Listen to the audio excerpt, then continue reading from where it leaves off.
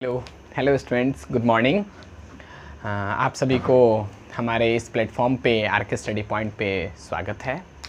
मेरे प्रिय दोस्तों, मेरे प्यारे बच्चों, आप सभी को पता है कि मैं इस चैनल के माध्यम से आप सभी को डेली बेसिस पे एक वीडियो प्रोवाइड कर रहा हूँ, क्लास 10th फिजिक्स का वीडियो, है ना मेरे प्यारे दोस्तों।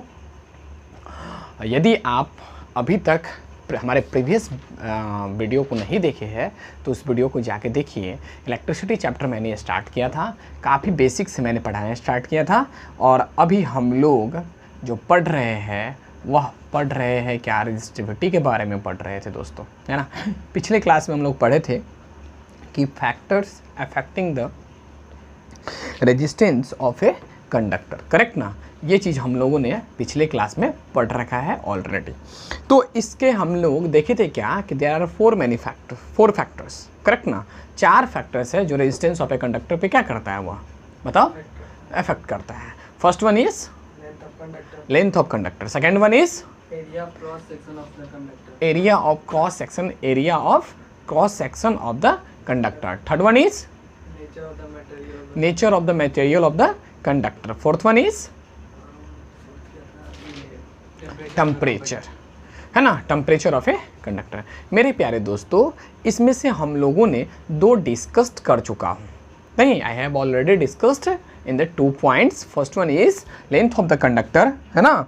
तो आपको मैंने प्रीवियस क्लास में बताया भी था कि रेजिस्टेंस के साथ हमारा लेंथ किस तरह से है, संबंध रखता है, R is directly proportional to L, correct ना।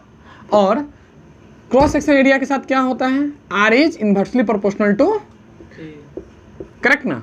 बोलो, हम लोग इस दोनों को कंबाइन किए थे तो आर इक्वल टू क्या निकला था, रो एल बाई ए। इस हम लोग रो को, इसको क्या पढ़ते हैं बताओ, रो, और इसी को हम लोग क्या कहते हैं, रेजिस्टिविटी, करेक्ट ना। यहां तक बताओ, किसी को कोई दिक्कत है तो बोलो, अरे बोलो, समझ में आ रहा है या नहीं। ये हमारे प्रीवियस क्लास का है, ठीक है। कहाँ से आया, कैसे आया, आप जाइए प्रीवियस वीडियो को देखिए, आपको वहाँ से कंफर्म समझ में आ जाएगा कि आखिर ये कैसे आया। तो मेरे प्यारे दोस्तों, चलिए देखिए, ये रो हमारा क्या है, कांस्टेंट है, और हम बताए थे क्या कि रो की वैल्यू अलग अलग मटेरियल के लिए अलग अलग होगा। आपको याद नहीं करना है, आपको क्वेश्चंस में गिवन होगा कि इस मटेरियल के लिए रो की वैल्यू इतनी होती है, मतलब रो वहाँ पे नहीं दिया रहेगा, क्या दिया रहेगा बताओ, रेजिस्टिविटी की वैल्यू इतनी है। अच्छा, एक बात हमको बताओ, चलो हम लोग न्यूमेरिकल जब बनाएंगे ना तो वहाँ पे और ज़्यादा कॉन्सेप्ट क्लियर होगा हमारा। दोस्तों, अगर 2 बॉडी है, 2 बॉडी अगर रहेगा, मान लो 2 मटेरियल है, यदि मान लो एक सोना है और एक क्या है, चांदी है, मान लो, नहीं, तो दोनों को निकालने के लिए हमारी रो की वैल्यू क्या हो जाएगी, चेंजेज होगी या सेम रहेगी, चेंजेस होगी। सिंपल, क्यों, क्योंकि एक गोल्ड का है और एक किस चीज का है, सिल्वर का है, और यू नो वेरी वेल रो की value is directly dependent upon the material of the conductor, correct ना। तो रो की वैल्यू चेंजेज होती है मेरे प्यारे दोस्तों। चलिए अब यहां से हम लोग एक चीज को फाइंड आउट करेंगे, क्या, रो का एसआई यूनिट, रो का यूनिट क्या होता है, रेजिस्टिविटी का यूनिट क्या होता है। तो चलिए बताइए मुझे, कैसे निकालिएगा, बताइए जल्दी। रो इक्वल टू क्या लिखिएगा, R A by L, correct है, बोलो। और हमको ये बताओ, हमने आपको फर्स्ट चैप्टर में, सेकेंड लेक्चर में मैंने यही चीज आपको सिखाया है कि how to find the SI units of an elements, correct ना। बात समझ में आ रही है। तो आप हमको बताओ, तो रो इक्वल टू क्या है, आर की वैल्यू, आर क्या होता है, रेजिस्टेंस, क्या चीज मापेंगे, ओम। ये क्या है, एरिया, एरिया का क्या होता है, मारेंगे ना जहां पर से, मीटर स्क्वायर। अगर पाई आर स्क्वायर होता भी है, एरिया का फॉर्मूला क्या होता है, पाई आर स्क्वायर। पाई क्या है हमारा, कांस्टेंट वैल्यू है, क्या देखो दिख रहा है कि नहीं दिख रहा है, यहाँ ए इक्वल टू क्या है तुम्हारा, पाई आर स्क्वायर। पाई क्या है तुम्हारा, कांस्टेंट है, और कांस्टेंट का कोई यूनिट नहीं होता है। आपको पता होना चाहिए दोस्तों कि कांस्टेंट का कोई यूनिट नहीं होता था, मतलब पाई का तो कोई यूनिट नहीं होगा, रोल तो खत्म हो गया, करेक्ट ना। आर क्या है हमारा, length of the conductor, R क्या है हमारा, लेंथ ऑफ द कंडक्टर। तो आर को, लेंथ को क्या चीज में मापते हैं हम लोग, ऐसा यूनिट में, मीटर में, तो क्या हो जाए तुम्हारा, मीटर स्क्वायर, करेक्ट। एक एक चीजों को आप कॉन्सेप्ट को क्लियर करके चलिए। देखिए, pi metre square plus by, ये क्या है हमारा, क्या है हमारा, लेंथ है, नहीं, क्यों, क्योंकि देखो यहाँ एल क्या है, ये लेंथ ऑफ द कंडक्टर, तो इसको क्या मापेंगे, मीटर, तो 1 मीटर से गया, क्या बचा, rho equal two ohm metre, यही इसका क्या हो गया, ओम मीटर। बोलो समझ में आया या नहीं आया, जल्दी छापो इसको, ये नहीं तुम लोग छापे होगा कल, छापो जल्दी फटाफट।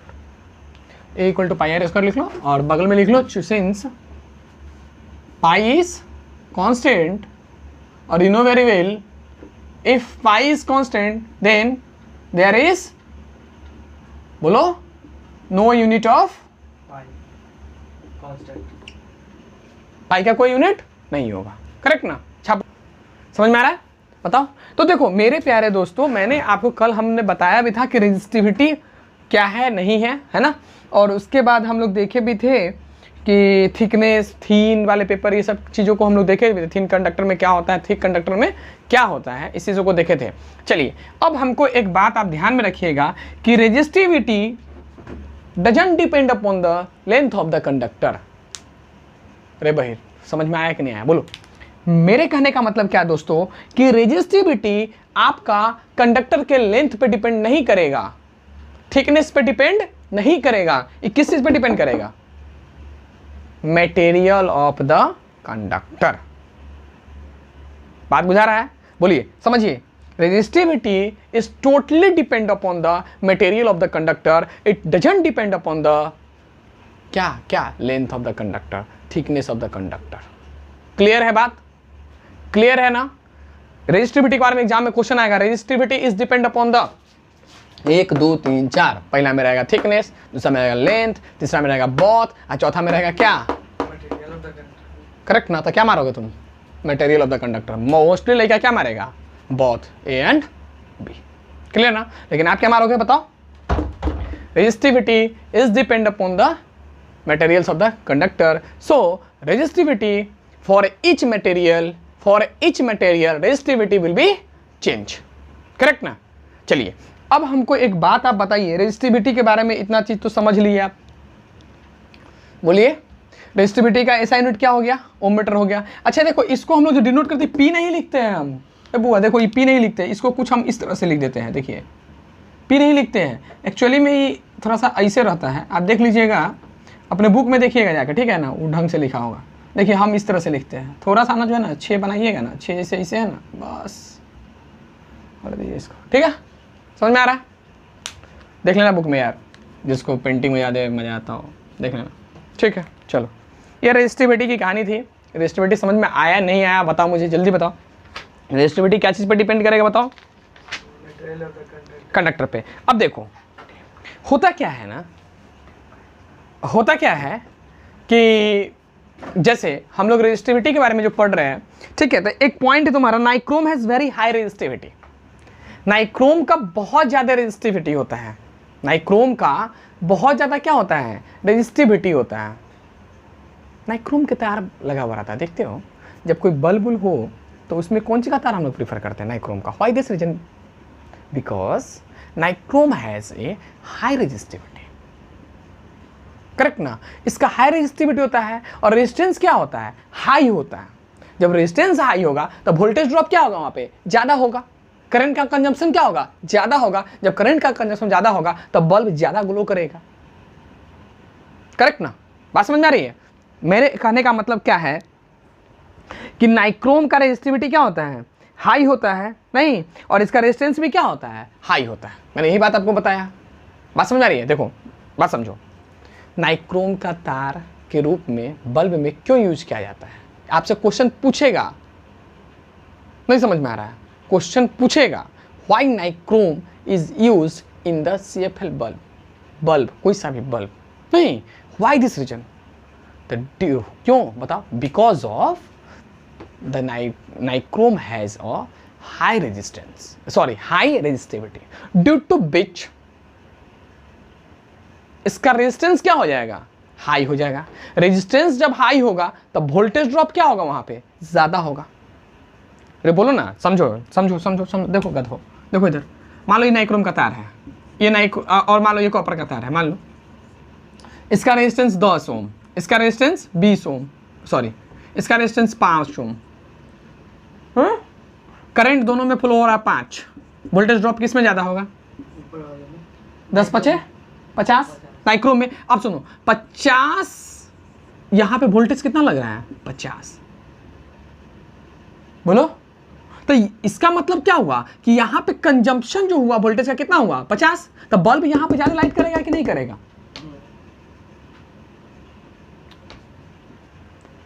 क्लियर है बात? नहीं ज़्यादा समझ में आया तो इतना समझो, नाइक्रोम का रेजिस्टिविटी अधिक होता है, ड्यू टू विच रेजिस्टेंस इसका क्या हो जाता है? अधिक होता है। और वो बल्ब क्या करता है? ज़्यादा कि कम ग्लो करेगा? ज़्यादा ग्लो करेगा। काहे करेगा बता दिए। ठीक है, चलो आगे चलो। ठीक है, अब थर्ड वन क्या है तुम्हारा? बताओ। Effect of the nature of material of the conductor. Nature of the material of the conductor मैंने अभी आपको बता ही दिया। मान लो जैसे सुनो, घर में ही तुम यूज़ करते हो एल्युमिनियम का तार, यूज़ करते हो? ज़्यादा नहीं यूज़ करते हो। काहे? कॉपर के वायर काहे यूज़ करते हो? बात बुझा रहा है? मतलब उसमें नेचर ऑफ द कंडक्टर मतलब समझ में आ ही रहा होगा तुमको। इतना देर से हम लोग बात कर रहे हैं nature of the conductor, nature of the conductor मतलब वैसा कंडक्टर का हम लोग प्रेफर करते हैं जिसका रेजिस्टेंस क्या हो? कम हो, मतलब करंट को ज़्यादा उसमें से क्या करने दे? हुआ फ्लो करने दे। करेक्ट ना? बात समझ में आ रही है ना? बोलो, समझ में आ रहा है या नहीं आ रहा है? बताओ। एक एग्जाम्पल भी आपका इसमें दिया हुआ, कॉपर मटेरियल और नाइक्रोम एलॉय का। बताओ तुम किसका यूज़ करोगे, नाइक्रोम या कॉपर का? नाइक्रोम का ऑब्वियसली ना। बोलो, जैसे यहाँ पे देख लो दिया हुआ है, we will find the resistance of the nichrome wire is about 60 times more than that of the copper wire. नहीं, resistance of the conductor depends on the nature of the metal of the conductor. बात समझ में आ रही है? ये किस चीज को दिखा रहा है? तुम्हारा नेचर ऑफ द कंडक्टर को दिखा रहा है। नेचर ऑफ द कंडक्टर का मतलब आप समझ गए हुए हैं। Fourth one is temperature. अब सुनिए, होता क्या है दोस्त, एक मेटल होता है, एक नॉन मेटल होता है। नाम सुने हुए आप लोग? Metal, non metal. क्या होता है मेटल? जो इलेक्ट्रिसिटी पास करे। बात समझो। मेटल क्या होता है? जो इलेक्ट्रिसिटी पास करे। नॉन मेटल क्या होता है? जो इलेक्ट्रिसिटी पास ना करे। करेक्ट है, एक ही गुण होता है उसका, इलेक्ट्रिसिटी पास करे। ये कौन सी बात हो गई भाई? और भी होता है, सोनोरिटी, मिलेबिलिटी, ड्यूरेबिलिटी। हाँ, वेरी गुड, है ना? ये सब चीज़ें होता है, लस्ट्रस, नहीं ये सब चीज़ें होती है ना? तो चलिए उतना हम लोग नहीं जाएंगे डिटेल में। मेरे बस इतना बात ध्यान रखिएगा आप कि जितनी प्योर मेटल्स है, जितना प्योर मेटल्स है उसका रेजिस्टेंस क्या होता है? हाई होता है। कब? कब बोलो? On increasing the temperature. मतलब कि जितनी प्योर मेटल्स है मेरे दोस्तों, जितनी भी प्योर मेटल्स है, यदि उसका आप टेम्परेचर बढ़ाइएगा तो रेजिस्टेंस भी क्या होगा? बढ़ेगा। बात समझ में आ रहा है? जितना प्योर मेटल्स है, all pure metals increasing on raising the temperature. Resistance जो है सबके सब प्योर मेटल्स का क्या होगा बताओ? बढ़ाने पर बढ़ेगा कि घटेगा? टेम्परेचर बढ़ाने पर बढ़ेगा कि घटेगा? टेम्परेचर बढ़ाने पर बढ़ेगा। बात समझ आ रही है? बात समझिए। देखिए, दो पॉइंट आपको ध्यान रखना है चीज़ों को। ध्यान क्या रखना है सर? ध्यान क्या रखना है सर? बोलो, ध्यान क्या रखना है कि यदि मेटल्स है, मेटल्स का टेम्परेचर यदि इंक्रीज होगा तो रेजिस्टेंस भी क्या होगा? इंक्रीज होगा। बात समझ में आया कि नहीं आया? अच्छा सुनो, नॉन मेटल्स में क्या होगा? इसी का उल्टा हो जाएगा। क्या? टेम्परेचर बढ़ाने पर रेजिस्टेंस क्या हो जाएगा? नहीं। अच्छा, एलॉय में क्या होगा? कुछ एलॉय आता है जैसे मैंगनीन हो गया तुम्हारा। नहीं, ये जो एलॉय जो होता है दोस्तों, इसका कोई भी इफेक्ट नहीं पड़ता है। मतलब यू इंक्रीजेज और decreases the temperature of this alloy manganin, just like example manganin. Correct ना? और एलॉय है, बहुत सारे एलॉय है तुम्हारा। मैंगनीन हो गया, कॉन्स्टेंटेन हो गया, नाइक्रोम हो गया। ये सब ऑलमोस्ट जो है इफेक्टेड नहीं होता है किस पर? टेम्परेचर को बढ़ाने और घटाने पर। बोलो, समझ में आ रहा बात? मेरे कहने का मतलब बस इतनी सी है दोस्तों कि इफेक्ट ऑफ टेम्परेचर को अगर हम लोग समझने की कोशिश करें तो सबसे पहला पॉइंट कि सर यदि मेटल का रेजिस्टेंस बढ़ेगा कब? जब टेम्परेचर बढ़ाइएगा तब। आप बात समझिए, रेजिस्टेंस घटेगा कब? जब टेम्परेचर घटाइएगा तब। If we increase the temperature of the material then resistance will also will बोलो इंक्रीजेस। करेक्ट ना? अगर आप इस तरह का कीजिएगा तो अच्छा सुनिए, अब एक बात और, सर मेटल के बारे में बता दिए, नॉन मेटल के बारे में आप समझ ही गए। अब बात है एलॉयज पर। एलॉय का क्या है, एलॉय होता क्या है पता है आपको? एलॉय क्या होता है पता है? नॉन मेटल और मेटल। हाँ समझ में आ रहा है? एलॉय होता क्या ना, ऐसा नहीं है कि नॉन मेटल और मेटल से ही मिलकर बने, लेकिन हाँ एलॉय जो होता है ना, दो एलिमेंट्स का क्या होता है, वो मिश्रण होता है ना। ऐसे जस्ता हो गया तुम्हारा, है ना, ये सब का जस्ता नहीं। जैसे तुम अगर मिश्र धातु की बात करोगे अगर, तो मिश्र धातु कौन कौन होता है बताओ? कॉन्स्टेंटेन, मैग्नीन, नाइक्रोम, है ना, ये सब तुम्हारा क्या है, एलॉयज आता है। बात समझ आ रही? तो एलॉयज में क्या होता है दोस्तों कि ऑलमोस्ट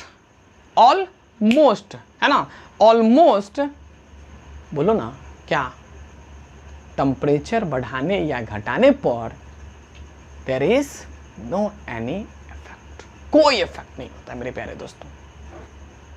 बात समझ आ रही है? कोई इफेक्ट नहीं होता है। किसको बताओ? एलॉयज का टेम्परेचर को बढ़ाने और घटाने पर कोई भी क्या होता है, उसमें आपका कोई भी इफेक्ट नहीं पड़ता है। ठीक है, समझ में आ गया? चलिए, तो आप मुझे बताइए कि क्या आपको समझ में आ रही है या नहीं आ रही है, बताओ। क्लियर है? अब हम लोग चले क्या थोड़ा सा न्यूमेरिकल पे? चलिए एक दो न्यूमेरिकल कीजिए आप, उसके बाद हम आपको बता देंगे पेज नंबर, आप न्यूमेरिकल वहाँ से बना के आइएगा। जो भी प्रॉब्लम होगा आप मुझसे पूछेगा, मैं आपको जवाब देने वाला हूँ। ठीक है मेरे दोस्तों, चलिए लिखिए, क्वेश्चन लिखिए। A copper wire of length 2 metre, a copper wire of length 2 metre, a copper wire of length 2 metre, a copper wire of length 2 metre. लिखिएगा अ कॉपर वायर क्या लिखिए, of length 2 metre, of length 2 metre and area of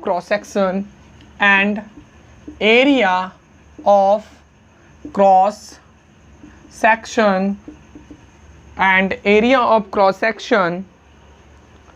cross section 1.7 into 10 to the power minus 6 meter square, has a resistance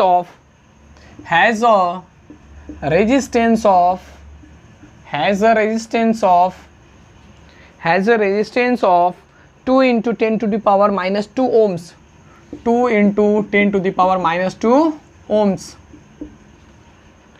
Calculate the resistivity of copper. Calculate the resistivity of copper. Correct ना? ये आपका question है मेरे प्यारे दोस्तों, आप इसको solve कीजिए फटाफट, जल्दी क्विक। सॉल्यूशन करने का मैंने तरीका आपको सिखा रखा हूँ। सबसे पहले आप गिवन को लिखिए, देन आफ्टर फार्मूला अप्लाई कीजिए। तो बहुत सिंपल क्वेश्चन है मेरे प्यारे दोस्तों। आगे जाओगे तब थोड़ा सा क्वेश्चन मिलेगा टेढ़ी, तो इसको हम लोग करेंगे, किस तरह से करेंगे उसको देखेंगे, है ना, बहुत ही ईजी है। चलिए जल्दी बताइए मुझे, फटाफट जल्दी करो। लिखो क्वेश्चन लिखो पहले। सॉरी यार। A copper wire of length 2 meter and area of cross section 1.7 into 10 to the power minus 6 meter square meter has a resistance of 2 into 10 to the power minus 2 ohms. Calculate the resistance of a copper. चलो देखो इधर given कैसे बनाओगे बताओ। सबसे पहले क्या लिखोगे बताओ? गिवन। सबसे पहले क्या लिखोगे? गिवन में क्या क्या दिया है तुमको? लेंथ दिया है, L कितना दिया है बताओ? 2 metre. Area of cross section A कितना दिया है बताओ? 1.7 into 10 to the power minus 6, है ना। और रेजिस्टेंस कितना दिया है? 2 into 10 to the power minus 2 ओम। और ये दिया है आपका ओम, सॉरी मीटर स्क्वायर, है ना। देखिए अब सुनिए आप, यू नो वेरी वेल मेरे प्यारे दोस्तों, क्या जानते हो तुम? फार्मूला जानते हो क्या? वी नो डैट, क्या जानते हो बोलो? वी नो डैट, क्या जानते हो बोलो ना रे? R is equal to rho L by A, rho is equal to R into A by L, correct है? बताओ तो R की वैल्यू तुम्हारे पास कितना है 2 into 10 to the power minus 2, A की वैल्यू कितनी है तुम्हारे पास 1.7 into 10 to the power minus 6, अरे बोलो ना। और L की वैल्यू कितनी है तुम्हारे पास 2 मीटर, 2 से 2 गया तो रो की वैल्यू कितनी आ गई 1.7 into 10 to the power minus 8, कैसे आया? यूनिट क्या होगा इसका ओम मीटर। ये हम नहीं कह रहे हैं, अभी तुरंत निकाले हम लोग। 1.7 into 10 to the power minus 8 ohm metre. अब सुनो 10 टू द पावर माइनस 8 कहाँ से आया? बहुत तो लौंडा कैसा नहीं आता होगा, बहुत को नहीं आता होगा। अगर कैसे हो गया, कैसे हो गया बताओ तो जल्दी। कॉमन ले लिया दो है। तुमको भी नहीं आता है, बोलो रे कैसे हुआ जल्दी बताओ। ये 10 टू द पावर माइनस 8 कैसे हुआ जल्दी बताओ। हाँ हाँ हाँ हाँ तो कर दिया, लेकिन बताओ ना हमको 10 टू द पावर माइनस 8 कैसे हुआ। क्लास 9th के मैथ में आप पढ़े होइएगा, क्या पढ़े होइएगा? कुछ नहीं पढ़े होइएगा आप। देखिए यहाँ a की पावर अगर m है और a की पावर n है, ऐसा क्वेश्चन को सॉल्व करो तो रे 2 के पावर 3 गुने 2 के पावर 4, क्या होगा आंसर इसका बोलो तो जल्दी। पावर 7 कैसे? प्लस आता है इनटू अगर कांस्टेंट सेम रहा पावर कांस्टेंट सेम रहे, क्या कांस्टेंट सेम रहे भाई? जो वैल्यू दिया हुआ इसको हम कहते क्या है? वैल्यू ऑफ ए का चुप, इसको कहते हैं बेस। बेस अगर इसको क्या कहते हैं? बेस। यदि बेस सेम हो पावर जो जाता है तो पावर्स का क्या होता है? डिग्री क्या हो जाता है? रेशियो को ना ऐड डिग्री कहते हैं। बोलो प्रोफेशनली लैंग्वेज क्या है इसका? डिग्री, करेक्ट ना? देखो यहाँ क्या है, बेस अगर सेम है तो इसका डिग्री क्या हो जाएगा? जुड़ जाएगा। यहाँ भी देखो गधो, यहाँ बेस और यहाँ बेस क्या सेम है कि नहीं? दोनों को जोड़ो था, -2 और +6 करना है, बताओ जल्दी कितना होगा? कितना लगा कहेगा? -4। कितना कहेगा? 4 + 4। बोलो तो हम कितना को फंसा दे इसमें? कितना कहेगा? -8 और कितना कहेगा? +8, करेक्ट ना? कहेगा कि नहीं कहेगा? तुम ही में से कहेगा सब, बोलो कहेगा ना? कहेगा कि नहीं कहेगा? बोलो क्या होगा, सही क्या है? हम तो -8 लिख दिए हुए हैं, अब हमको भी नहीं पता है कि सही है कि गलत है, लेकिन तुम ही हमको बताओ कि क्या है, सही है कि गलत। बोलो जल्दी, कमेंट करके बताना हमको। तो -2 प्लस -6 प्लस माइनस माइनस, मेरे प्यारे दोस्तों minus minus plus, symbol is -8। Maths का क्लास तो ले नहीं रहे हैं जो हम आपको एकदम डिटेल बताया। आप जाइए क्लास 9th के वीडियो देखिए, आपको समझ में आ जाएगा। वहाँ माइनस प्लस हम सिखाए हुए, इस चीज़ को भी हम सिखाए हुए हैं, समझा? इस चीज़ों को भी सिखाए हुए हम वहाँ पे पॉलिनोमियल पढ़ाकर, क्लास 10th में भी पढ़ाए होंगे, ठीक है? तो चलो यही तुम्हारा न्यूमेरिकल है दोस्तों। इसी तरह के न्यूमेरिकल तुम्हारे और है तुम्हारे बुक में, उस क्वेश्चन को आप न्यूमेरिकल को सॉल्व कीजिए। यदि हम क्वेश्चन लिखवाएं आपको, आपकी बुक में भी अवेलेबल है। व्हाटएवर यू वांट ना, तुम्हारा सोर्स कहीं से भी हो, तुम क्वेश्चन को सॉल्व करो और वो क्वेश्चन मुझे व्हाट्सएप करो या कमेंट करो, जैसे तुमको मन है वैसे क्यूरी के पूछो, मेल पे भेजो, जिस तरह से तुमको करना है उस तरह से करो। और क्या करो, मेल कहाँ से ले सकते हो आप बताओ? जाना और अबाउट में जाना, अबाउट में जाने के बाद वहाँ पे मेल दिया हुआ है, ठीक है? और मैं उसे बता भी दे रहा हूँ, rcnri02@gmail.com, करेक्ट ना? इस पे आप क्वेश्चन भी भेज सकते हैं हमको, व्हाट्सएप भी कर सकते हैं, व्हाट्सएप का भी नंबर है उसमें। और व्हाट्सएप का यदि नंबर ना हो तो देखो इस नंबर पे व्हाट्सएप करना, किसी भी तरह का तुमको क्वेश्चन हो तो इस पे जो है तुम अपना व्हाट्सएप करना, ठीक है? और मेरा नाम तो सबको पता ही होगा, ठीक है? इस पे तुम लोग व्हाट्सएप करना अपने क्वेश्चन का, जो भी तुमको प्रॉब्लम हो, ठीक है ना मेरे दोस्तों? ठीक है, और चलो इसी के साथ हम लोग आज के लेक्चर को समाप्त करते हैं। नेक्स्ट वीडियो में हम लोग मिलेंगे, कॉम्बिनेशन ऑफ रेजिस्टेंस को पढ़ेंगे। मेरे प्यारे दोस्तों क्या पढ़ेंगे? कॉम्बिनेशन ऑफ रेजिस्टेंस को पढ़ेंगे। कॉम्बिनेशन ऑफ रेजिस्टेंस को पढ़ेंगे, series, parallel, mixed. Series, parallel, mixed. Mixed आपको पढ़ना नहीं उतना अच्छे से, लेकिन मैं पढ़ाऊंगा आपको सीरीज, पैरेलल, मिक्स्ड। उसके बाद आपका हीट बचेगा, हीटिंग इफेक्ट बचेगा। हीट की क्लास में 1 से 2 दिन में खत्म कर दूंगा। उसके बाद 2-3 अभी आपका 5-6 वीडियो बनेगा जिसमें न्यूमेरिकल भी सारा हो जाएगा, ठीक है मेरे प्यारे दोस्तों? न्यूमेरिकल बनाना अत्यंत आवश्यक है। आप ये ना सोचो कि वीडियो बढ़ते जा रहा है सर, समय आपको वीडियो बढ़ते जा रहा है, लेकिन आप ढंग से देखोगे तो आपको सारी कॉन्सेप्ट क्लियर हो जाएगी। सिर्फ आपको एक बार, जैसे हम लोग हिस्ट्री सिविक्स की बुक को रीडिंग मारते हैं, बस उस तरह से आपको बुक को रीडिंग मारने की ज़रूरत है। और आपको बिल्कुल 0 लेवल से मैं पढ़ाना स्टार्ट किया हूँ, 100% आपको समझ में आएगा। ठीक है मेरे प्यारे दोस्तों, चलो तो आज को लेक्चर हम यहीं पे ख़त्म करते हैं। पेज नंबर तुम 24, 25, 26, 27 में तुम्हारा क्वेश्चन की भरमार है, वहाँ पे जाओ बनाओ। ठीक है, चलो तो आज के वीडियो में रहने देते हैं। Thank you, bye, take care.